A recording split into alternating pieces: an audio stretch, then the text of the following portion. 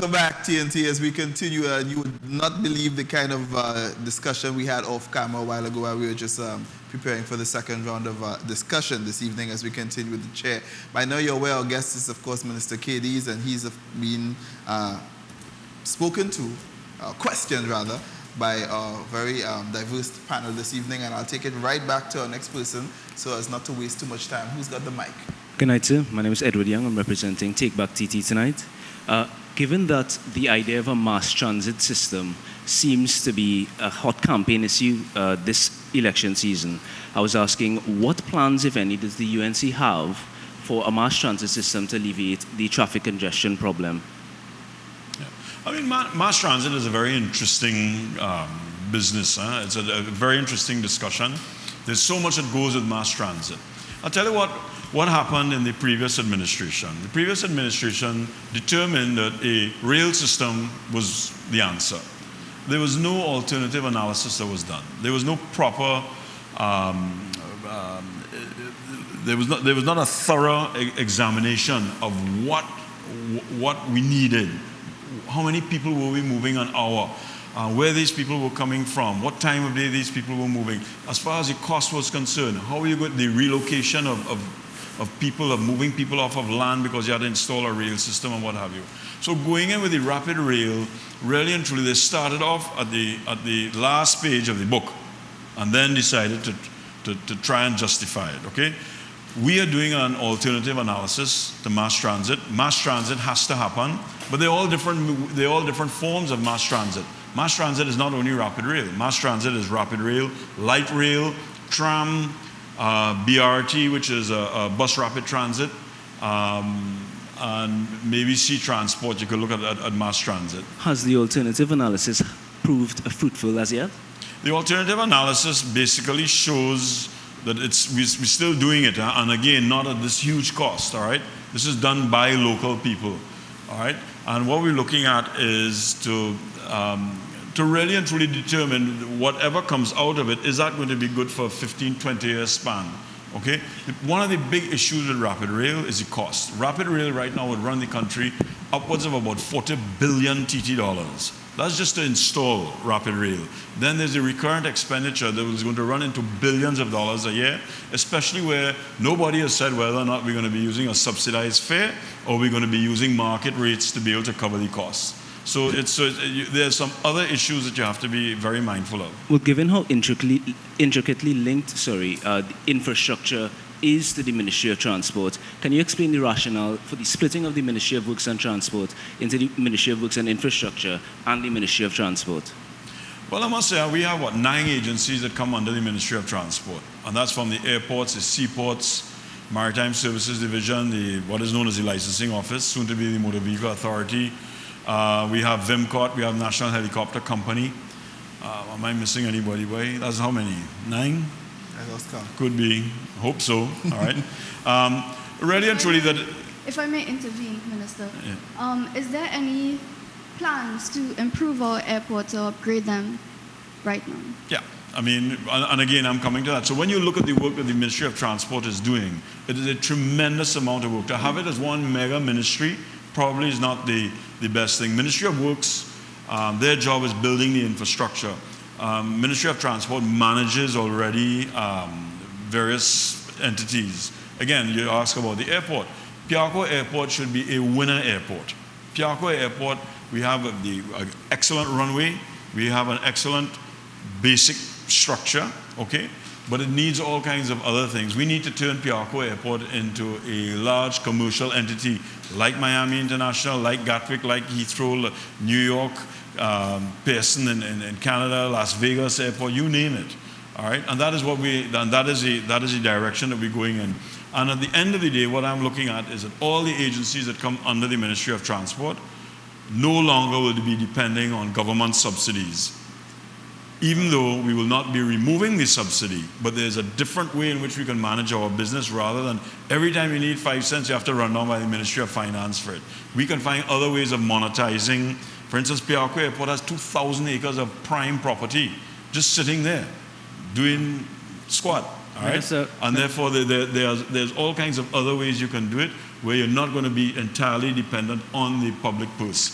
And those are the changes that we see that we can make fairly easily. Minister, good night. Hushar Ramisa from the UNC Utah. Interestingly, you mentioned other ways of doing things. And I want to shift the focus away from transport back onto enterprise. It's not only what we deem a hotspot, but a hot topic right now. And it seems to me that the media has been spinning enterprise in terms of a negative light, that we have all these crimes coming out of enterprise, all these things going on. And we have had a lot of police presence. We have had a ramped up security in enterprise right now. And I know you, along with the Prime Minister and a lot of other people, would have been working in enterprise. But in terms of finding other ways of doing things, I want to find out, the Prime Minister has spoken about getting a holistic way of dealing with crime, of shifting the focus and getting young people involved in other programs. I know you were at Ministry of Trade, you were involved in tourism, and now you're at transport. But what are some of the ways that the government is looking at, given that the partnership is re-elected, or even now, what are some of the ways that you all are targeting young people, bearing in mind that the statistics that are being bandied around is that although unemployment may be at 3%, that in terms of young people seems to be at 9%.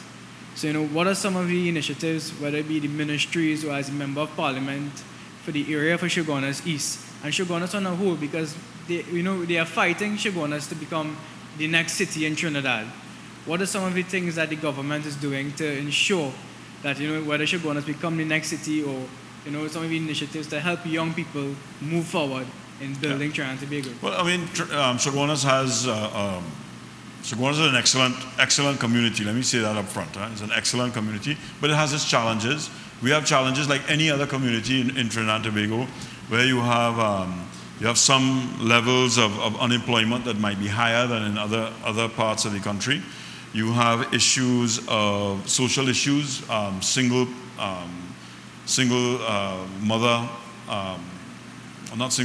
parent homes.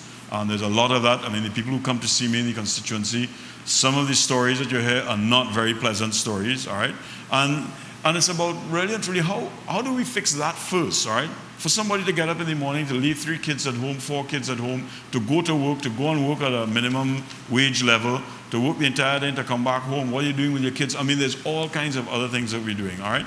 We have put in 4 early childhood centers in Chaguanas in the last 5 years. We've commissioned the new enterprise government school, which is a first-class school. That school came from a barrack housing school, okay, and is now is probably one of the best facilities that I have seen in Trinidad and Tobago. It's about looking at the social issues and dealing with those social issues in a real sense, and not just handouts. Okay, sometimes people need a food card. People need maybe a minimum paying job, but they can't stay at that level. All right, so we have to create the opportunities for people. We have to improve the quality of life of every single person in Chaguanas. Okay, and break that cycle that we found ourselves in some of the areas. I must say, for 5 years we had really and truly no major problem in Chaguanas, including enterprise. And it is only within the last, now it must be going on nearly 6 weeks, that we had issues. Of course, the police have done an excellent job in keeping things quiet. Okay, I go into enterprise, I go into Circular Drive and Postman Drive and other areas, and things are fairly quiet, but they're not going to stay like that. Okay, so we have to find other ways and means of dealing with this. And it is about education, it is about employment, it is about shelter, it is about being able to provide for your family, whether you're a single parent or not. We have to find the solution to these problems. But some of these problems are not overnight problems. Huh? These are problems from decades old that we have to find, all of us who live in these communities have to find the solutions to these issues. Good evening, sir. Ayana Phillip from International Movement for Change. It is our conviction that the young people in our society need positive role models. My question to you is, do you believe that the candidates running for office are positive role models for the young people of Trinidad and Tobago? And also, if given the opportunity to be the Minister of Transport again, how do you intend to build a strong, positive connection with the young people of Trinidad and Tobago? Yeah. That's, again, a very good question. I look at the opportunities that we have, for instance, in the Ministry of Transport. For instance, National Helicopter Company. National Helicopter Company is a blow-mind company. It makes a very good profit. All local pilots, local technicians, okay? We had to recently change the employment contract for the locals because foreign companies were coming and taking our experienced pilots, our experienced technicians, okay? So, but again, I'm just talking about just National Helicopter Company alone, about being able to create all kinds of job opportunities for locals who can be trained locally. We have the Aviation Institute now that has been set up in Camden, right opposite where National Helicopter is. So those are opportunities there.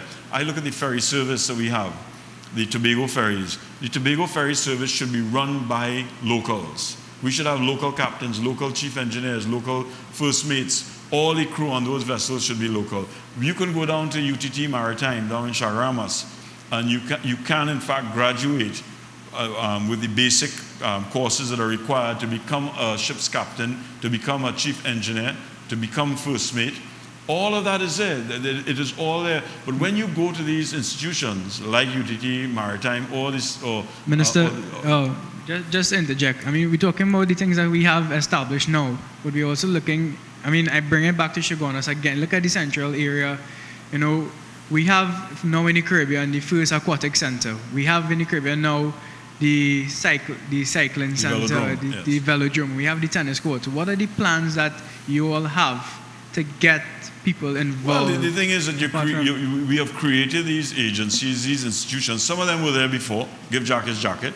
All right? But it's just about making them available and getting people to understand that a good job is not necessarily an accountant or a doctor or a lawyer. There are a whole host of other professions that young people can have access to. But it is about, again, the whole education system, about people understanding. You can be an artist, you can be a musician, you can be all of these things. All right, and I must say this government has gone. When you look at with tertiary education, when you look at what has happened what we're putting at Napa and Sapa, where young people can go in and whether you're in the arts, the old John Dee facility on Wrightson Road, that's a fashion institute. Okay, Minister, the Culinary Institute in Trinidad and Tobago. I mean, you have huge opportunities. People. Let me take the conversation in a slightly different direction. We're a group of young people here. And one of the problems that a lot of young people in society, especially Trinidad, they don't like to get involved in politics. They don't like to, they would poke at it with a 6 feet pole. So what it is you all would do to lure these young people who just turned 18, 19, going to university, and they don't like to get involved in the politics, and you want their vote? Not everybody's cut out for politics, okay? But we have to have government. We have to have a way of managing the country. And the way in which we manage the country is through government, through a cabinet, through a parliament, and what have you. And I disagree with your point where you say that young people don't like to get in politics. People get in politics in many different ways, all right? You become members of organizations. I think everybody here is a member of some organization. And that might not be hardcore electoral party politics, but it's still being part of a group to make things better. But Minister, if I may, don't you think that recently I saw on on social media and so on, there was some derogatory remarks being made on platforms from some of these politicians, and it was actually really disturbing to see as a young person. Don't you think that politicians should be a bit more responsible in saying what they have to say and carrying about themselves in a manner which would appeal to the young people and not turn them away from the politics? Well, I think that if the electorate is also a mature electorate that understands what is good politics and what is not. And again, that is where where the younger people come in. Some of us old people, some of us get stuck in our ways as to how we do things. But young people coming in, you have to have it. You have to have young people getting involved in your country. Okay? You can't sit there. Young people cannot sit there and say, Well, unless it falls bang in front of me, I'm not prepared to do it. You all have to get up and you all are the ones going to school, tertiary education, educating yourselves. You all are the ones that have to create and make this country. This is not only for old people.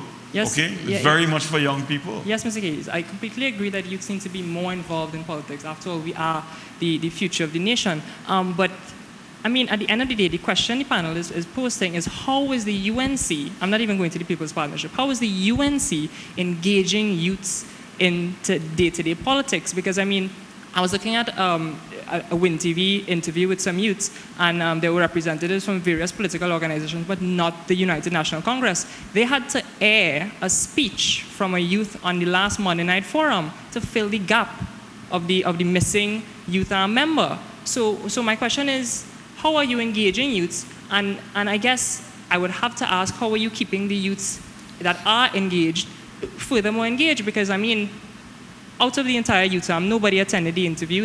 It's kind of embarrassing.